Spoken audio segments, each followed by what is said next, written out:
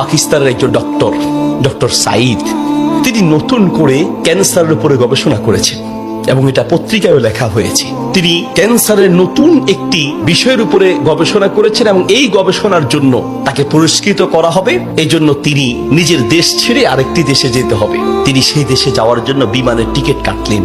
তিনি তার জীবনে দোয়ার যে ফল, দোয়ার মাধ্যমে যে কি করে অসম্ভব সম্ভব হয় তার বাস্তবতা তিনি নিজ মুখে বলছেন যে আমি বিমানের টিকিট কাটলাম, বিমানে উঠলাম, মনে বড় আনন্দ। দীর্ঘদিনের গবেষণার পরে আজ আমি পুরস্কার পেতে চলছি।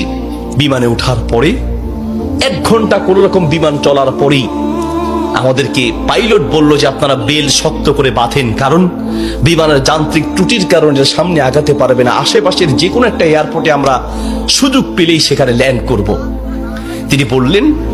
কিছুক্ষণ পরেই বিমানটা ল্যান্ড করলো। আমি একেবারেই ভেঙে পড়লাম যে আহা, আমার বোধহয় যাওয়া হবে না।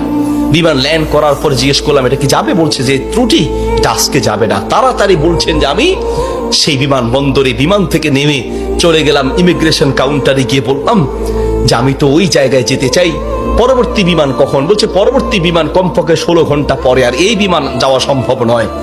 তাহলে আমি কি করব? বলছে আপনি একটা কাজ করেন, যতদূর এসেছেন 3 থেকে 4 ঘন্টার মধ্যে আপনি পৌঁছাতে পারবেন যদি দ্রুত একটা প্রাইভেট কার নিতে পারেন। বলছে আমি তাড়াতাড়ি সেখান থেকে বের হয়ে ব্যাগটা হাতে নিয়ে দৌড়াতে দৌড়াতে এয়ারপোর্টের বাহিরে গিয়ে এক প্রাইভেট কার ঠিক করলাম। প্রাইভেট কার ওলাকে বললাম ভাই যত দ্রুত পারেন আগাতে থাকেন, টাকা নিয়ে টেনশন নাই, কারণ পুরস্কার তো বিশাল পুরস্কার, আপনি আগাতে থাকেন। প্রাইভেট কার ড্রাইভার গাড়ি চালাচ্ছে তো চালাচ্ছে। তিনি বলেন মোটামুটি কিছুক্ষণ যাওয়ার পরে হঠাৎ বিশাল তুফান শুরু হলো। প্রচন্ড তুফান দেখে ড্রাইভার বলছে ভাই সামনে যাওয়া সম্ভব নয়। বলছে চেষ্টা করেন। বলছে দেখছেন কি অবস্থা, রাস্তাঘাট সব গাছপালা ভেঙে রাস্তায় পড়ে আছে। যখন তুফান আরো প্রচন্ড বাড়তে লাগলো, আমি অবশেষে নিরাশ হয়ে বললাম যে জীবন বাঁচানো দরকার, পুরস্কার দিয়ে কি হবে, নিজেই যদি মরে যাই থাক, পুরস্কার চিন্তা নাই, সামনে যাওয়ার দরকার নেই। আশেপাশে বাড়ি ঘর দেখলেই কোন একটা বাড়ির সামনে গিয়ে দাঁড়ান, বাড়িতে গিয়ে অন্তত নিজের জীবনটা বাঁচাই।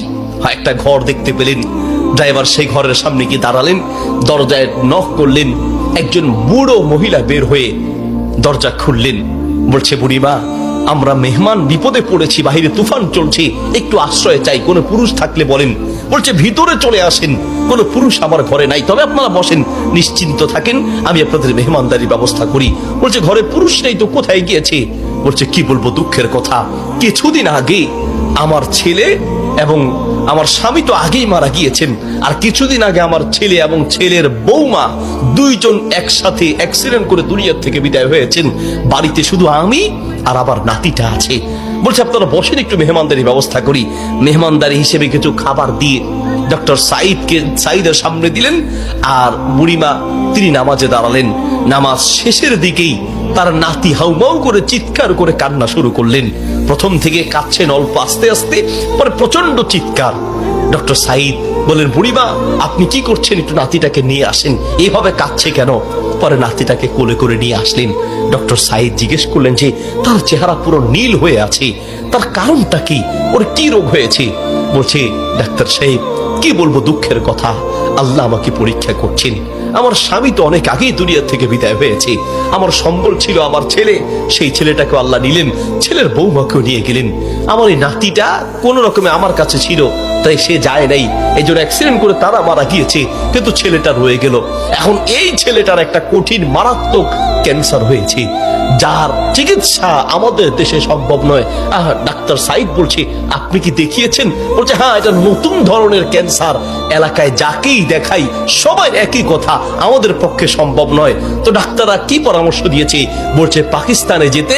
পাকিস্তানে একজন ডাক্তারের নাম বলেছে, তিনি এই নতুন রোগের, এই নতুন ক্যান্সার উপরে তিনি গবেষণা করেছেন, তার কাছে গেলে নাকি ভালো হবে। ডাক্তারের নাম বলেছে? বলছে নাম তো বলেছে, কিন্তু ঠিকানা তো কিচ্ছু জানা নাই। কিন্তু আমার বিশ্বাস, আমি প্রত্যেক নামাজের পরে এবং সেজদায় গিয়ে আল্লাহর কাছে দোয়া করি, কারণ আমার বিশ্বাস মানুষের পক্ষে অসম্ভব হতে পারে, আল্লাহর পক্ষে অসম্ভব বলতে কিচ্ছু নাই। আল্লাহু আকবার।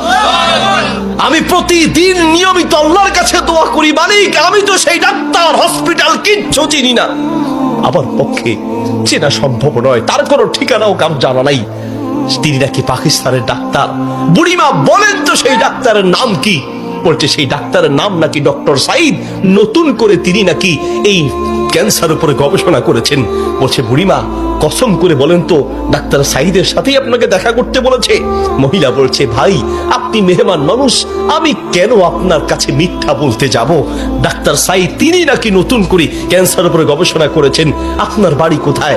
ডাক্তার সাইদ বলল বুড়িমা আমি আপনাকে কসম করতে বলেছি এই জন্য যে আমি বড় অবাক হয়েছি, আল্লাহ যে বান্দার দোয়া কিভাবে কবুল করেন, আল্লাহ যে মানুষের দোয়া কিভাবে কবুল করেন, আমি এখন বুঝতে পেরেছি কেন আমার বিমান নষ্ট হয়েছে, আমি এখন বুঝতে পেরেছি কেন আমি প্রাইভেট কারে উঠেছি, আমি এখন বুঝতে পেরেছি কেন তুফান শুরু হয়েছে, আমি এখন বুঝতে পেরেছি লক্ষ লক্ষ বাড়ি ঘর থাকতে কোথাও না গিয়ে আপনার বাড়িতে কেন এসেছি, আমি এখন বুঝতে পেরেছি আল্লাহ বান্দার দোয়া কিভাবে কবুল করে। বুড়িমা আপনি যে ডাক্তার সাইদের জন্য দোয়া করছেন সেই ডাক্তার সাইদের কাছে পাকিস্তানে যেতে হবে না, টেনে টেনে তাকে আপনার বাড়িতে নিয়ে এসেছেন, আমি ডাক্তার সাইদ আপনার বাড়িতে উপস্থিত আছে। আল্লাহু আকবার।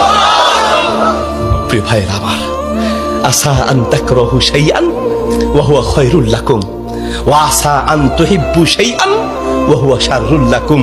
আল্লাহ বলে বান্দা শোনো, আমরা অনেক সময় দোয়া করতে গিয়ে আমরা অলসতা পেশ করি, অথবা অচেতন হয়ে যাই, অথবা দোয়া করার ক্ষেত্রে আমাদের ইয়াকিন থাকে না। কারণ হুজুর কত দোয়া করছি, কত বলছি আল্লাহর কাছে, কই না হুজুর আল্লাহ তো শুনে নেই, ঠিক না?